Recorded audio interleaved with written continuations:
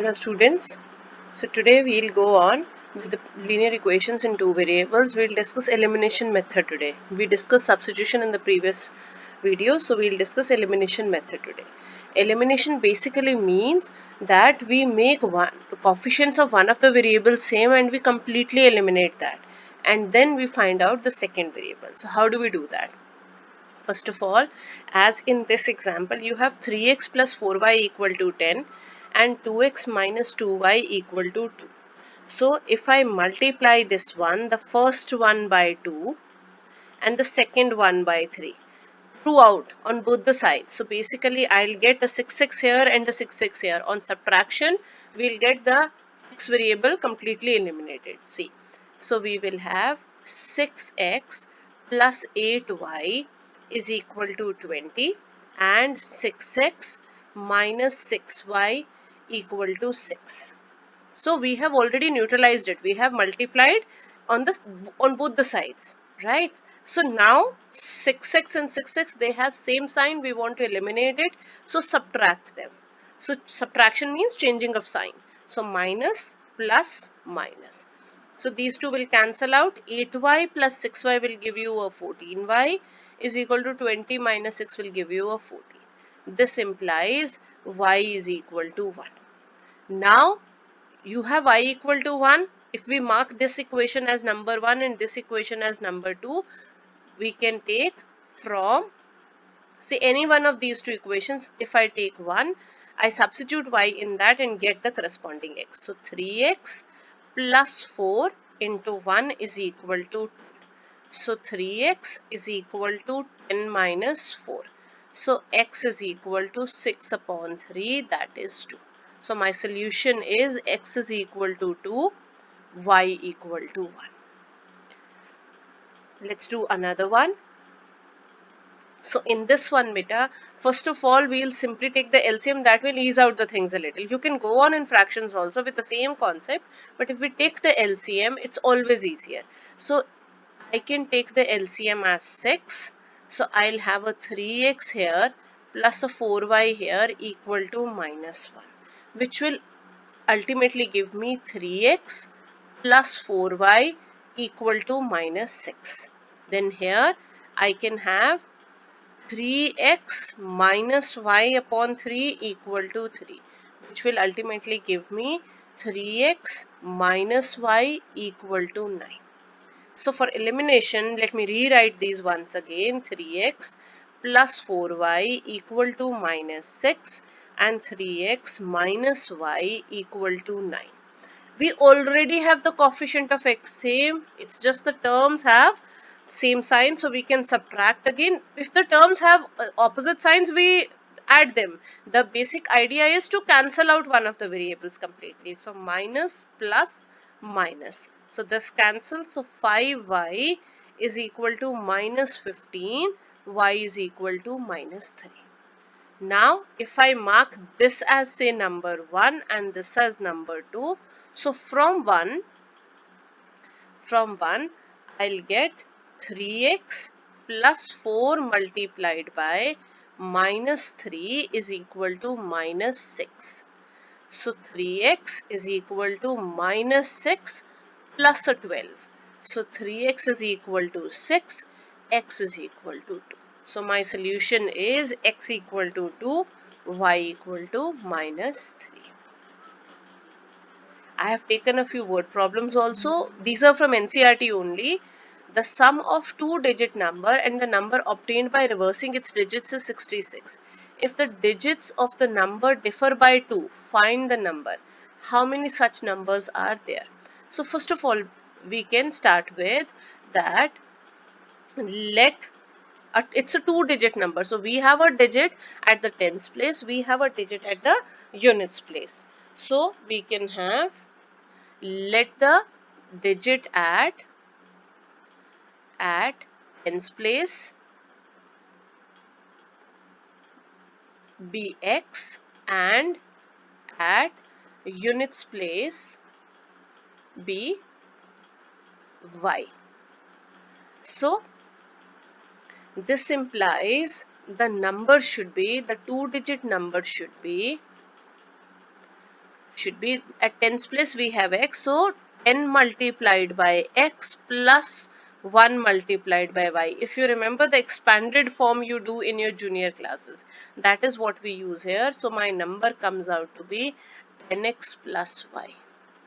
Okay, now if the sum of two numbers and the number obtained, two-digit number and the number obtained by reversing the digits is 66, so on reversing the digits,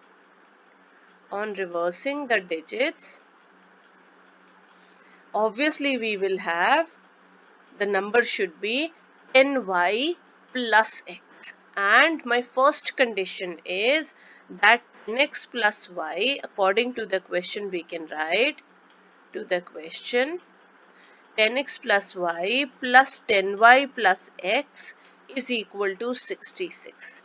So 11x plus 11y is equal to 66. So x plus y is equal to 6. This is number 1, the first condition. Now, if the digits of the number differ by 2, now we don't know x is bigger or y is bigger. So here we'll have to take two cases. The first one we will take case 1. We'll take x minus y equal to 2. What we have done? We have taken let x is greater than y. So x minus y is equal to 2 given to us. So let this be number 2, the second condition. And x plus y equal to 6 was already there with us, equal to 1. Use elimination method to solve this. So we already have minus y and plus y. We can simply add. We'll get these two cancelled. So 2x is equal to 8, implying x is equal to 4. That is one of the digits. Now if x is equal to 4, it implies from any of these two 4 plus y equal to 6 if y is equal to 2. So this implies one possibility is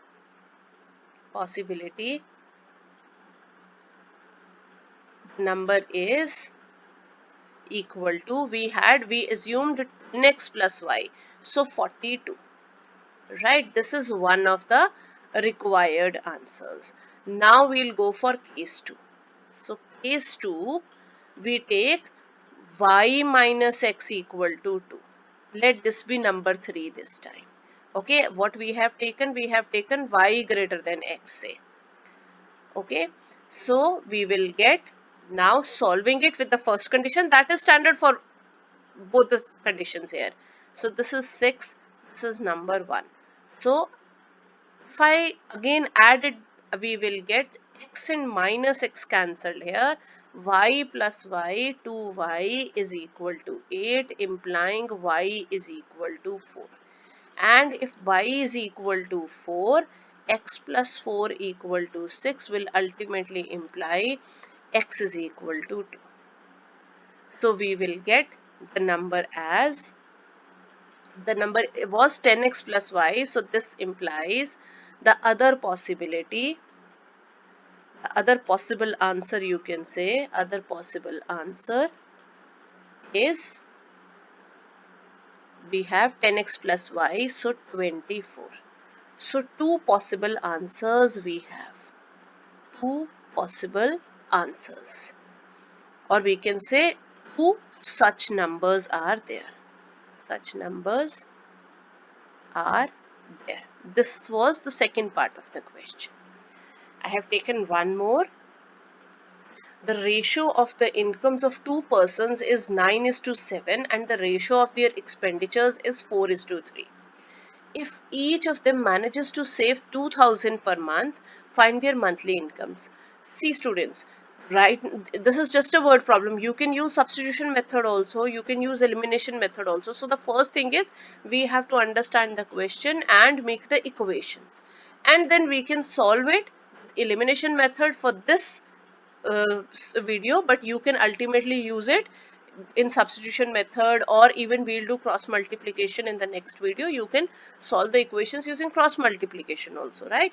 So first of all, now let the incomes be, the ratio of the incomes is 9:7. So let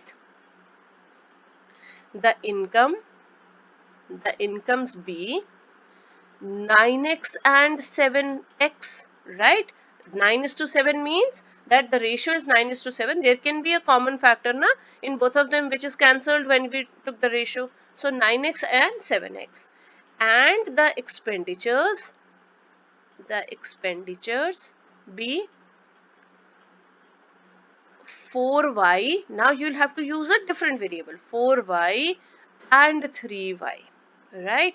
So this implies the person is earning 9x, he is spending 4y, and he is saving 2000. Again, the person is earning 7x, he is spending 3y, and ultimately saving 2000. So these two should be the required equations. So if we go by the elimination method only, so clearly we can see, if you have the coefficient of x as 9 and 7 here in these two, so which are co-prime. So either you multiply the first equation by 7 and the second one by 9, but the things will be a little complicated. The easier method will be for the y, you have the coefficients as 4 and 3. So multiply this by 3 and this by 4. A little easier in solution, in calculations, otherwise there is no difference at all. So on multiplying this by 3, we will get 27x minus 12y is equal to 6000. And this one will be 28x minus 12y is equal to 8000. So now we have the coefficients of y same. If I subtract them, because the signs are also same, so we'll have to subtract and change the sign of one of them. So plus and minus, so this will cancel out. So we'll have minus x is equal to minus 2000. This implies x is equal to 2000. So if I take this as 1 and this as 2, so from 1 we'll have 9 into 2000 minus 4y is equal to 2000. So we'll have 4y is equal to 18,000 minus 2000, that is 16,000. So y is equal to 16,000 upon 4, that is 4,000.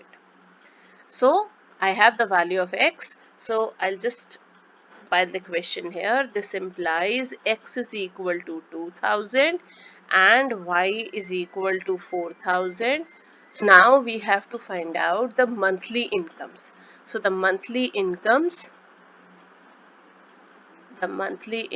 should be,